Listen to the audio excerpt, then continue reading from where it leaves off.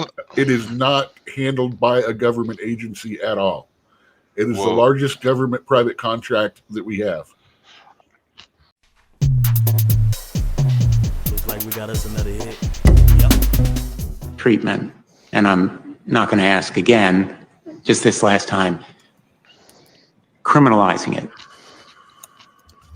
Well, Would it be constitutional? I think there's a clear answer.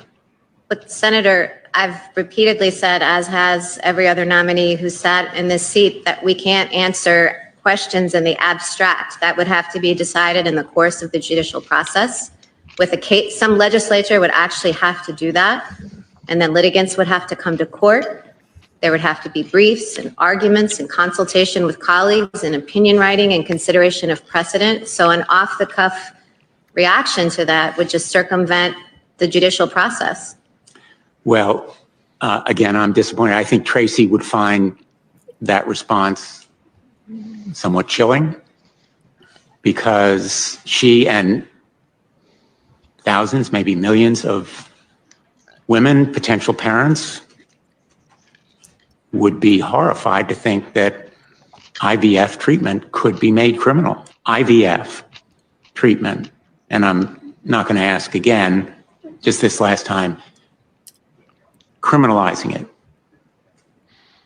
Well, Would it be? So it says Trump appointed Supreme Court justice refuses to rule out imprisoning women for receiving IVF,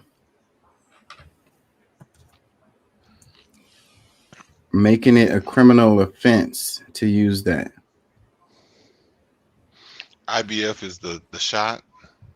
No, what we were talking about earlier. In vitro fertilization, basically test tube babies. Yeah. Fertilizing the egg outside of man and woman in a lab and then putting it back into her to carry. It can eat, most of the time it involves hers and his, or in the case of someone unable to be reproductive, a donor will be used, either egg or sperm, and it gets put into simply put, it gets put into a petri dish, it fertilizes, and then they put it in her, it becomes a baby. I got you. And I kind of, I've heard the process somewhat before. I was just, I hadn't used the term, the IV, like, yeah. I'm not from the generation of all of these. Yeah, in vitro fertilization is the is what that's a short for. Yeah. Okay. Or So test tube baby. Yeah, man, that's a tough one. But I mean, like, why are they forcing her to try to make that answer? And she's given a clear. I mean, at least to me, she's like the reason why she's not gonna try to do that.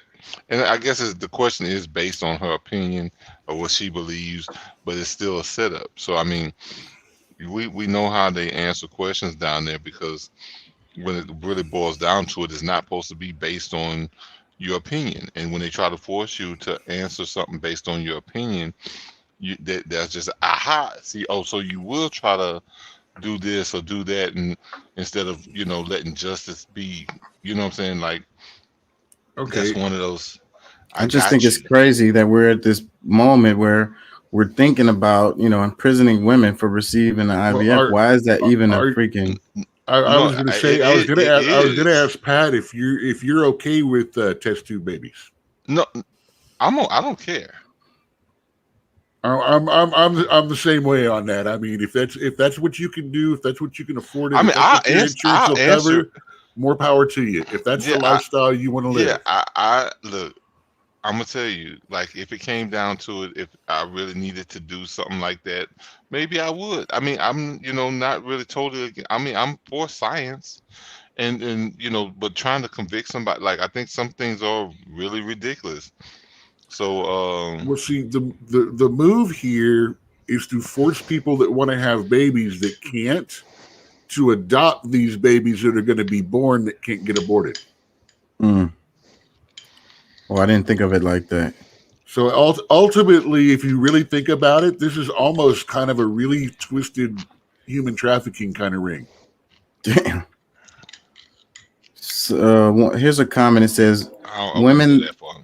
It says women that received or receiving IVF voted for Trump and was in support of overturning Roe versus Wade. They literally voted against their own interests because their loyalty to a party or person. So basically, the ones who voted for this deal with it, you got what you wanted. Wow, that's a bit harsh. Real deal. Hughley posted this. Yeah, He says, that's "When life someone that imitates doesn't art." understand the three branches of government right there. You know what I'm saying? D.L. Hughley, his caption. He says, "When life imitates art, Handmaid's Tale." It says, during her questioning from the Senate, Trump-appointed Supreme Court Justice Amy Coney Barrett refused to rule out imprisoning women for receiving IVF. This is especially relevant today after the horrific ruling